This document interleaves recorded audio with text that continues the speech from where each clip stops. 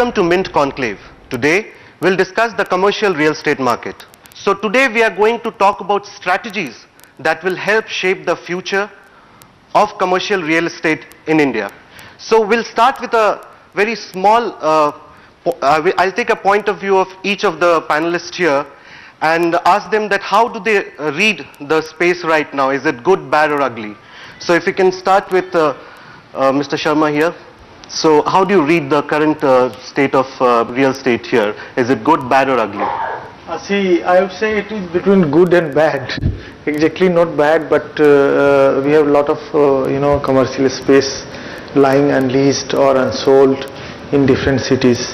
The mall culture, which started in nearly 2002, it geared up till 2006, and thereafter after the global meltdown, the first the property which was hit, that was the mall and the commercial space. So you think it's been hit? Yes. Quite a bit. So Samir, if you can give your view, please. See, what I'd like to say is with respect to commercial real estate, as we speak today, we've seen 36.7 million square feet absorbed in 2012. This compared to 2011 was about 30 odd million square feet, and if you were to compare it to 2009 it was 19 million square feet.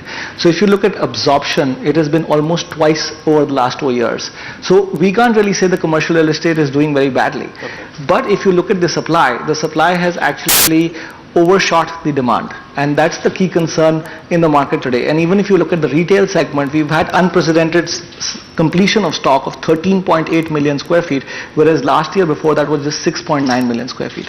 So you've had unprecedented supply that got completed. So is it because of the earlier projects which started earlier? Yeah, so we've been witnessing, thanks to the FDI that came in from 2005, the real effect of FDI started to happen in 2008, and the effects of that 2010, 2011. So now you're seeing a lot of completed stock coming into the market. Yes, the demand has not been able to match up to the supply that has happened over the last 2.5 years, and that's primarily because of the slowdown of the economy and the global economy as well.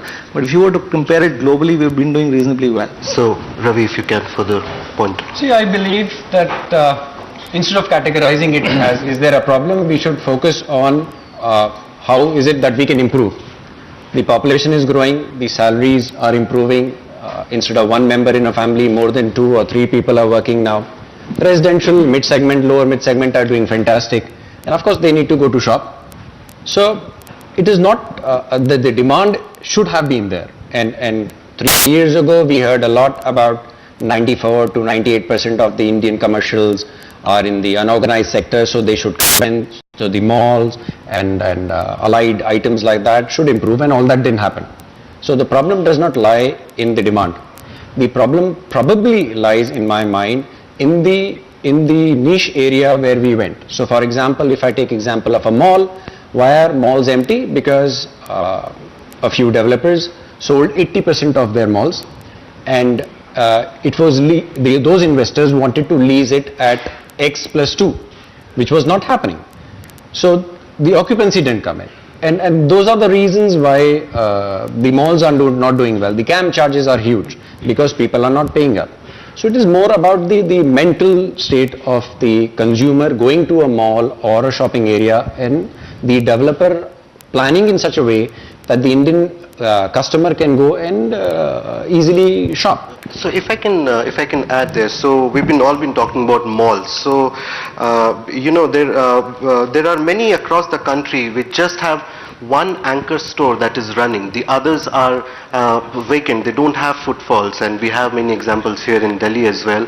So is it again the case of because I'll not there's a mall which is doing very well here in Saket, and another one beside it, it's not doing well. This just has one anchor store, it's not doing well. Chintan, can I have your view on this one? If you look at organized retail and the way construction has happened, even if I look at what's happening in other parts of India, be it in Mumbai, if I look at, say, and again not taking names, but if you look at a mall in Worli and a mall in Lower Parel, the way it's been designed, if you can walk into the mall and if you can take the escalator straight up to the food court or the entertainment area, finish it and walk down without passing through any of these stores, you really miss the boat. So designing of the mall is very important, and I think some of the newer malls that I've seen, the design is much more efficient and much more strategic, so that a lot of store frontage is created and people get a lot of footfalls.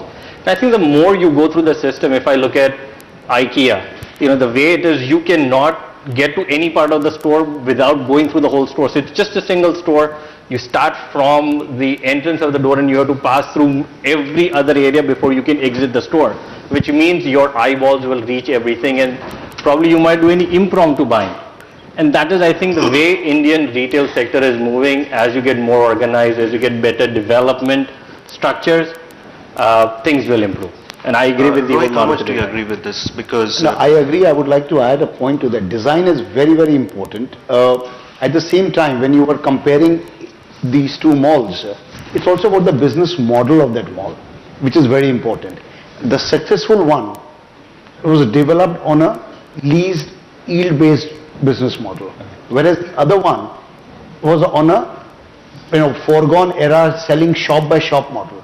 Mall cannot be run by selling shop by shop, and that is what I think has happened. Maturity has dawned in the second phase of India's mall development phase, where you see serious mall players who are going into a lease-based model instead of selling shop by shop. So, if I can ask you, as a developer, would you, given the current price levels of rentals and capital values, so compared with, say, 2005, 2006, 7, would you be more comfortable, would you want more to sell more or lease more? Well, that's a conflict between the desire and ability, actually. No, because, Okay, because and as you said that it's a foregone era of yes, selling. the right thing would be, if we're talking about commercial real estate, it would be to own to lease and ultimately get into a REIT kind of a structure.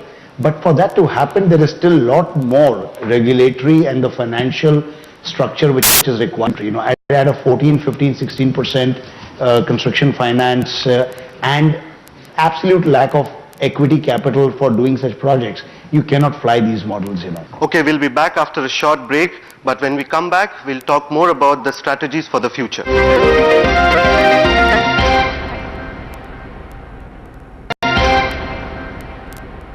Well, you're with Mint Conclave on commercial real estate.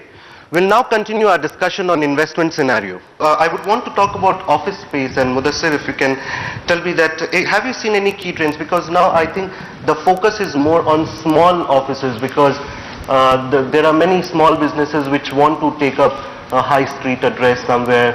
So what has has been your reading? Saurabh, in fact, I would beg to differ on that. Overall, we've seen the preference going towards large formats. Overall about 70% of space gets taken up by the IT sector, and that really looks at large format. About 20% gets taken up by the BFSI sector overall, which they are fine with taking up smaller formats as well. So overall, if I look at Pan India, maybe on an average, IT sector takes about, on an average, about 85,000 square feet. But that's doesn't the that hold size. true more for the peripheral districts, not for the secondary districts? The secondary district, because there are hardly any space left in the central districts. So in the secondary districts, I think more of small offices are the ones which are dominating right now. That's a move that we've seen. For example, if I give you example, it's a stark example in Mumbai. So Nariman Point, which had been a central business district, in the last 2 or 3 years, you've seen most people moving out from Nariman Point and moving towards either a Lower Parel or go towards BKC or Andheri. The reason being that you don't have large formats available in Nariman Point. So what has come about there is smaller formats. So people who want to be nearer to the financial district, who want to be near to the bourses, etc., are taking up spaces out there. But the trend that we've been seeing is that the move is towards larger formats where you don't have to deal with multiple landlords. Maybe, so in an urban point, to get about 10,000 square feet, maybe you'll have to deal with 4 landlords, whereas in any other area, maybe we'll just have to look at 1. So I'll ask Sunil, if you can tell me how your experience has been. Has small office space been something of that has helped the developers? get rid of the supply of the inventory that they had already? See, basically, where you have small and medium enterprises and the MSME sector. Yes. So from that part, if I may say, today we have zero inventory. Okay. One, you ask any startup coming out, two boys coming out from IIT, you ask them where do you want to start your office from, they'll go back and say, I'll start from the house. I know of a very young duo who came out from IIM Ahmedabad, both of them having a good idea. They could not raise funding for about a year. The day they took a shot at one of the A-grade offices, they got 4 first private equity. Because the customer or the investor wanting to enter into your business is wanting to see how serious you are about the business. So our startups is where we have to see and look at the SME and MSME segment. Here the government has to invest. Now for example, today if government decides to shift its capital from Chandigarh to Gurgaon, imagine the kind of investment, domestic investment the Haryana government will be able to invite. There would be districts, there would be departments, there would be offices required, there would be everything required, and people are there ready to invest if the government wants to become the tenant. And I'm sure people would just subscribe to that here. Imagine that kind of exodus or sectoral exodus which will take place from private sector to government sector and government sector to back again private sector. That's a huge kind of catalyzing the government can do. Okay. But that's a case of a state government taking a decision, so we really can't do much about it. Samir, would you want to add to that with any numbers? I'm sure you were flipping through your papers. I saw completely. Yeah. You know, 64% of our demand in commercial comes from IT and ITSEZ. We are totally dependent with respect to that on the global world, right? Most of the business is coming in IT from Europe and US. And all the infrastructure that has to be developed in this country has to come from FDI. There is a huge mismatch right now. Because the FDI inflows have slowed down, you see the current state of infrastructure. So I think today, although we call ourselves a domestic economy and we will survive, we will grow 4 or 5% if we don't get support from the US and the Europe issues if they don't go away. But we're not going to be a nation like we were and see the growth that we saw from 2006 to 2010 really. Especially with respect to commercial real estate, if the problems in the US and Europe don't go away, and because our commercial real estate is so dependent on IT and ITSEZ and IT demand, our commercial real estate is going to deeply suffer. Look at retail. If you don't open multi-brand retail and foreigners don't come in, who's going to occupy your malls?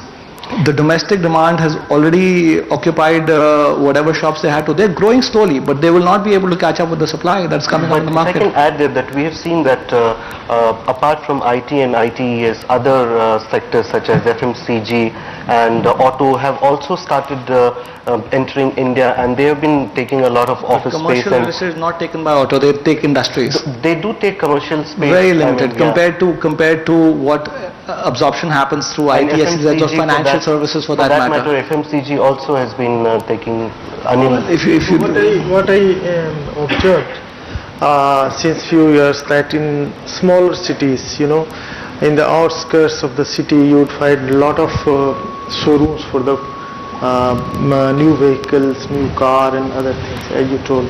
That is also in demand. But if we look at the tier 1 cities where there is already paucity of space, so there the demand of FMCG is of course very much important. But really it was dependent on IT and ITs few years earlier. But when the IT industry became sluggish because of many regions in India, thereafter the developer or the owner of the space, they become skeptical whether the IT and IIT's space would be leased out in their office space. But currently what I would like to say, the policy also matters a lot.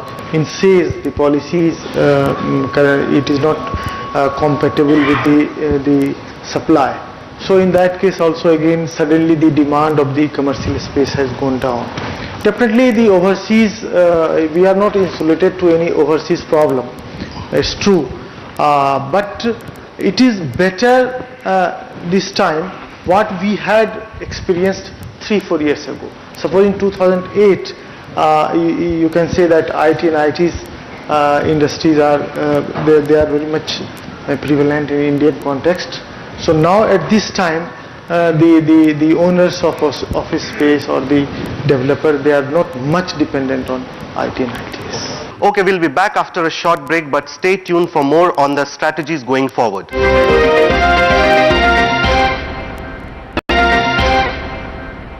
Welcome back to the show. Rohit, I would ask this question to you. So, how do you think here in this situation can developers help revive or take forward the commercial real estate space? That the finance minister has also asked that developers on their part as well can do something. So, how much you are convinced, and would you be doing what the finance minister has asked? To answer the first part of your question, I think the most important thing is for us developers to decide our product mix, keeping the demand in mind.